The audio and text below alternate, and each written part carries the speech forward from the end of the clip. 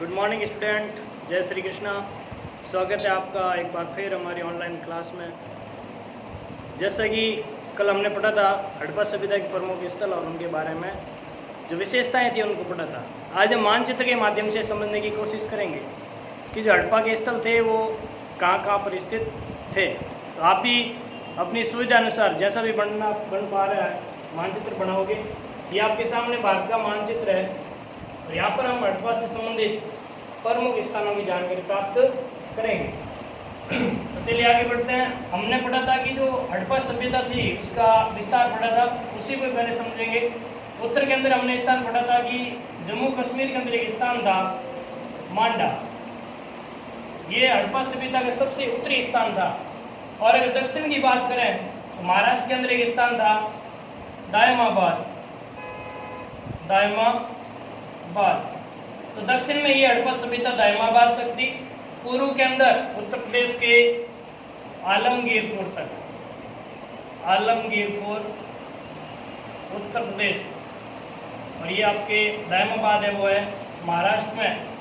मांडा था वो था आपके जम्मू और कश्मीर, बोले तो J&K। और इसका पश्चिमी स्थान था वो था आपका सुतकांगेडोर। और ये था पाकिस्तान के अंदर। ये तो इसका विस्तार एक था उत्तर, दक्षिण, पूर्व और पश्चिम। अब हड़प्पा सभ्यता के प्रमुख स्थान कौन कौन से थे?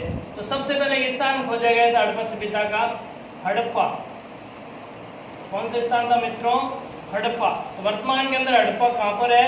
पाकिस्तान। ये जो भारत का मानचित्र आपको दिख रहा है इसके पश्चिम के अंदर और उत्तर पश्चिमी जो भाग है यहाँ पे पाकिस्तान देश स्थित है और यहाँ पे स्थान कौन सा था? हड़प्पा। इसी के नीचे अगर बात करें सिंधु नदी के किनारे तो स्थान आता है मोहनजोदड़ो। एक स्थान आता है कोट दीजी, ये भी कहाँ पर पड़ता है? पाकिस्तान में। और चनोदड़ो भी कहाँ पर है? पाकिस्तान में। ये तो जो पाकिस्तान में हड़प्पा के महत्वपूर्ण स्थान है उनके बारे में। हड़प्पा, मोहनजोदड़ो, कोटदीजी, सुतकांगेडोर और चनोदड़ो। अब अगर बात करें हमारे राजस्थान में जो सभ्यता स्थल था वो था कालीबंगा, जो कि राजस्थान के हनुमानगढ़ जिले में स्थित कालीबंगा। नीचे लिख लेना राजस्थान। पंजाब के अंदर एक स्थान हमने पढ़ा था रोपड़। कौन सा पढ़ा था? रोपड़। और दो स्थान पढ़े थे हमने बनावली और दूसरा था राखीगढ़ी। और ये दोनों ही थे आपके हरियाणा राज्य में। यहाँ पे ये कौन सा आता है? हरियाणा। बनावली और राखीगढ़ी कहाँ पर थे? हरियाणा में। कालीबंगा कहाँ पर था? राजस्थान के अंदर। रोपड़ कहाँ था? पंजाब में। मांडा जम्मू कश्मीर। आलमगीरपुर यूपी के अंदर और दायमाबाद महाराष्ट्र में। गुजरात की अगर बात करें, गुजरात में एक तो था लोथल, नंबर 1 लोथल, नंबर 2 धोलावीरा और एक था रंगपुर। और तीनों ही स्थान कहाँ पर थे? आपके गुजरात में। ये था हड़प्पा सभ्यता का मानचित्र। इसके माध्यम से अगर आप समझोगे तो समझने में आपको बहुत ही आसानी होगी। तो हड़प्पा, मोहनजोदड़ो, कोटदीजी, सुतकांगेडोर और चनोदड़ो ये तो थे पाकिस्तान के अंदर। मांडा जम्मू कश्मीर है, रोपड़ पंजाब, कालीबंगा राजस्थान में और बनावली, राखीगढ़ी दोनों ही कहाँ पर है? हरियाणा के अंदर। आलमगीरपुर यूपी के अंदर, दायमाबाद महाराष्ट्र के अंदर और गुजरात में कौन कौन थे? लोथल, धौलावीरा और रंगपुर। चलिए आगे बढ़ते हैं।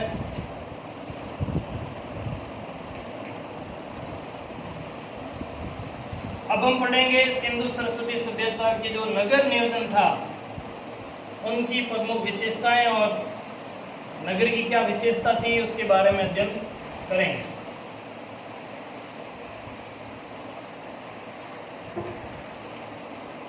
हेडिंग डालिए नगर। तो जो सिंधु सरस्वती सभ्यता थी ये नगरीय सभ्यता थी। नगरीय बोले तो यहाँ पर गांव नहीं थे, बड़े बड़े शहर थे। अब शहरों की कुछ विशेषताएं होती है कि वहाँ पे सड़कें होती है, नालियों की व्यवस्था होती है, घर है वो पास पास में होते हैं। इसी प्रकार की विशेषताएं आपको कहाँ पे मिलेगी? सिंधु सरस्वती सभ्यता के अंतर्गत। तो इन नगर के बारे में पढ़ेंगे। यह सभ्यता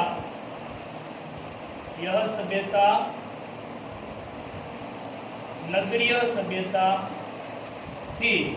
कैसी थी मित्रों? नगरीय सभ्यता। नगर दो भागों में बटा हुआ था। दो भागों में बटा हुआ था।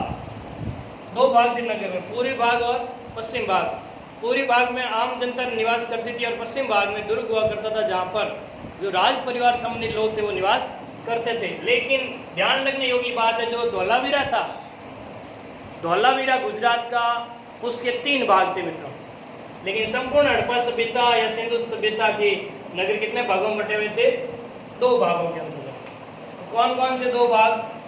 पहला है दुर्ग।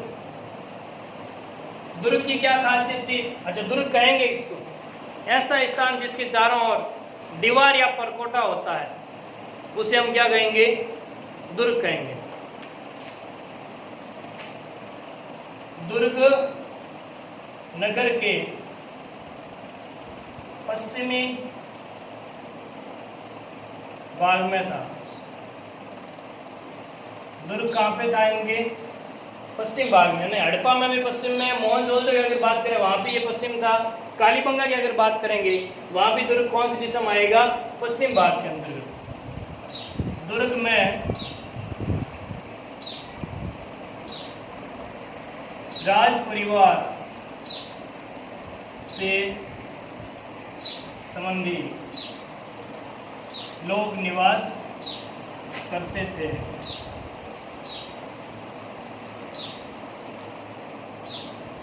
तो दुर्ग के अंदर कौन निवास करते थे?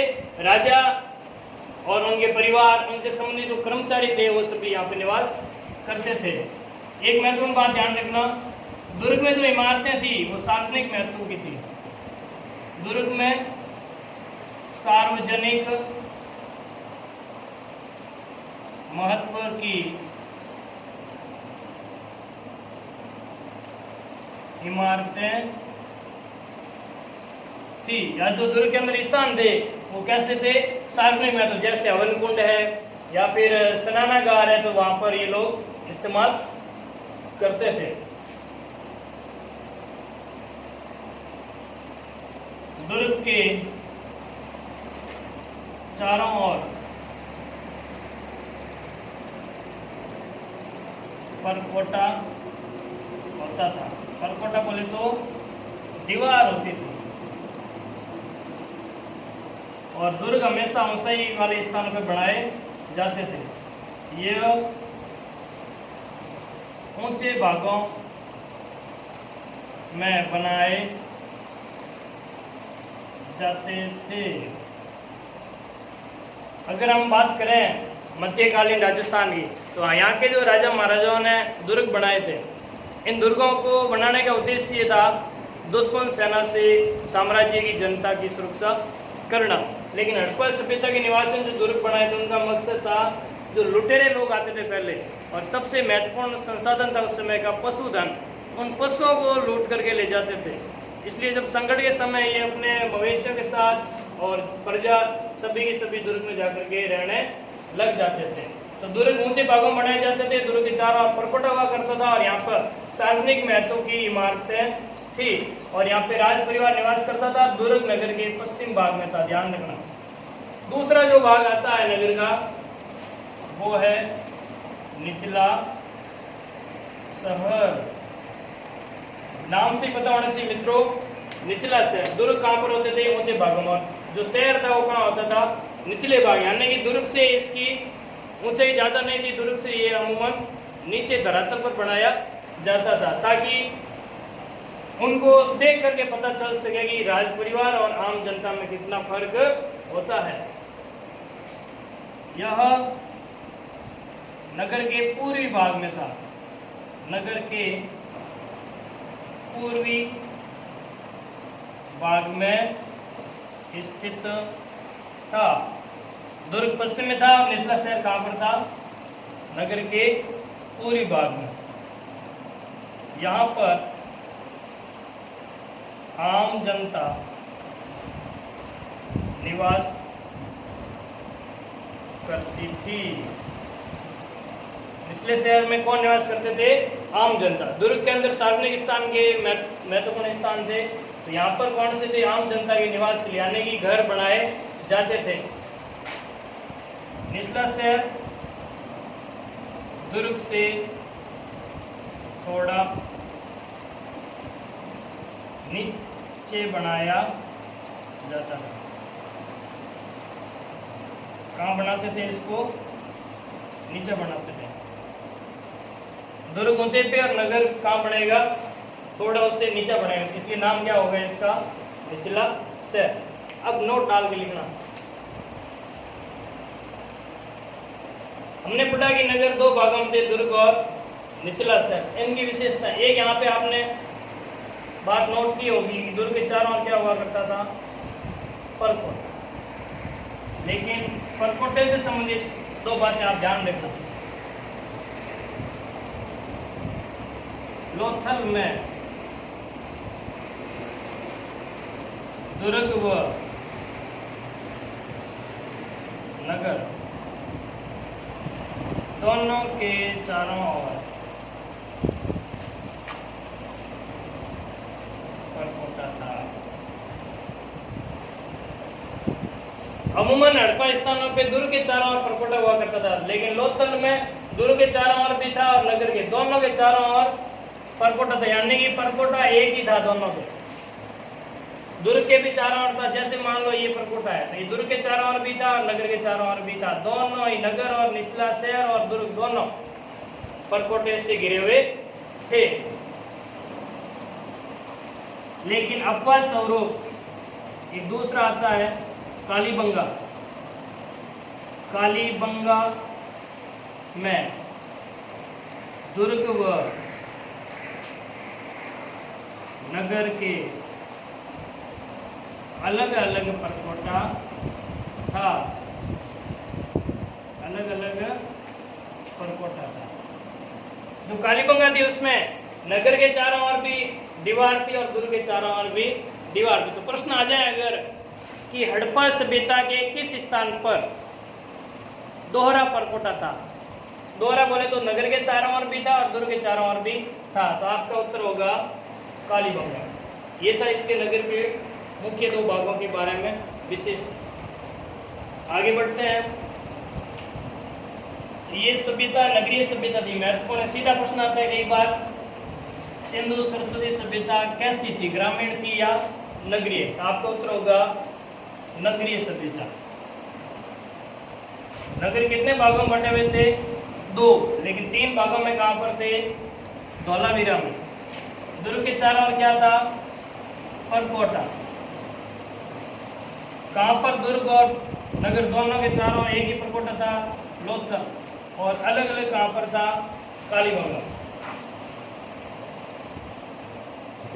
सिंधु सरस्वती सभ्यता की जो महत्वपूर्ण विशेषता है वो है इसका नगर नियोजन। नगर को बनाने के लिए इसका तरीका, यहाँ के नगरों की प्रमुख विशेषताएं यही थी कि यहाँ के नगर बेहतरीन तरीके से, सुनियोजित तरीके से, व्यवस्थित तरीके से बनाए गए थे। उन्हीं के बारे में हम लोग जानेंगे। नगर नियोजन की विशेषताएं। नगर नियोजन की विशेषताएं। सबसे महत्वपूर्ण इस सभ्यता की विशेषता थी वो थी यहाँ का नगर नियोजन। यहाँ के नगरों को इस प्रकार व्यवस्थित योजनाबद्ध तरीके से बनाया गया जो कि पूरे विश्व के लिए उस समय और आधुनिक समय में भी एक प्रेरणा का कार्य करता था। इसकी क्या क्या विशेषताएं थी उन्हीं के बारे में हम लोग जानेंगे। तो सबसे पहला इसका विशेषता आती है वो है यहाँ का भवन, भवन बनाने की कला। तो भवनों के बारे में जानेंगे। भवन बोले तो घर जो लोगों के रहने के लिए निवास स्थान थे वो किस प्रकार बनाए जाते थे। तो भवन पक्की ईंटों से बनाए जाते थे। किससे बनाते थे? पक्की ईंटों से।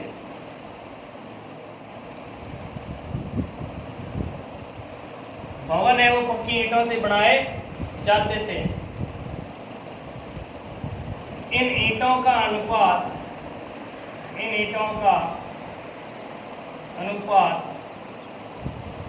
4:2:1 था। यानी अगर ये 4 सेंटीमीटर लंबी है तो 2 चौड़ी होगी, 1 सेंटीमीटर ऊंची होगी। ये इसका क्या था? अनुपात था। किसका अनुपात था? ये ईंटों का। ईंटें कैसी थी? पक्की ईंटें। यहाँ के भवन पक्की ईंटों से बनाए जाते थे। भवनों में रसोई घर, स्नान घर, आंगन, कमरे आदि थे। भवनों में क्या क्या था? एक तो रसोई घर हुआ करता था, रसोई घर में खाना बनाया जाता था। स्नान घर, आंगन जो बीच का जो भाग होता है भवन का, और रहने के लिए कमरे। यहाँ के भवनों में रोशनी व शुद्ध हवा के लिए खिड़कियां बनाई जाती थी।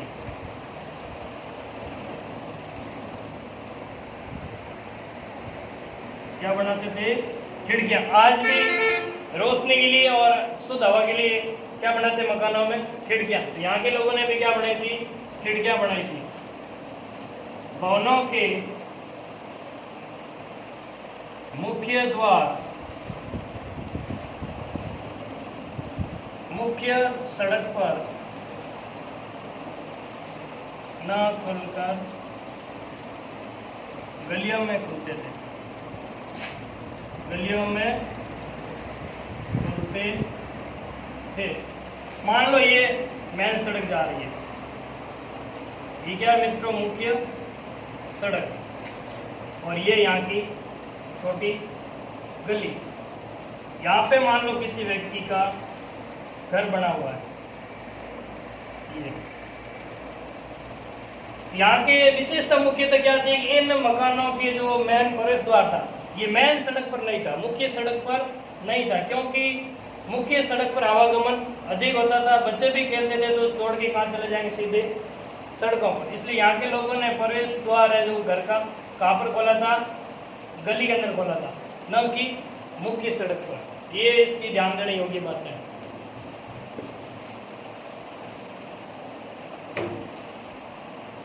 एक नोट डाल के लिखना, यहाँ के जो मकान थे किससे बनाते थे? पक्की ईंटों से। लेकिन एक सभ्यता स्थल ऐसा था जहाँ पर ईंटें पक्की नहीं थी। कैसी थी? कच्ची ईंटें। तो वो स्थान था आपका कालीबंगा। कालीबंगा में भवन कच्ची ईंटों से बनाए जाते थे। तो जब प्रमाण मिला खुदाई की वहां पे, तो बाकी सभी सिंधु सरस्वती सभ्यता के स्थान थे वहां पर पक्की ईंटों से भवन बने हुए थे। लेकिन कालीबंगा में जो भवन थे वो किससे बने थे? कच्ची ईंटों। इसलिए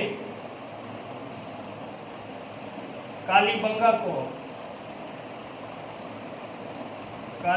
को दीनहीन की बस्ती कहा जाता है। दीनहीन की बस्ती। दीनहीन बोले तो गरीबों की बस्ती। अब आप कहेंगे गरीब थे तो सड़कें वगैरह कैसे बनाई होगी, दुर्ग कैसे बनाए जाते? लेकिन बाकी हड़प्पा के स्थानों की तुलना में यहाँ पे ईंटें कच्ची थी, इसलिए इसको दीनहीन की बस्ती कहा गया। न कि हड़प्पा के जो कालीबंगा था यहाँ पर पैसों की कमी थी, कोई कमी नहीं थी, लेकिन ईंटें यहाँ पे कच्ची थी, इसलिए इसकी संज्ञा दी इतिहासकारों ने कि ये दीनहीन की बस्ती था। कौन था?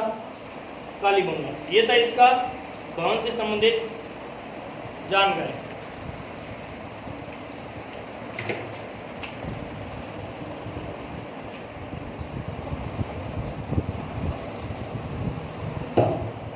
चलिए मित्रों, अगला जो टॉपिक है इसका जल्दी आपके सामने प्रस्तुत किया जाएगा।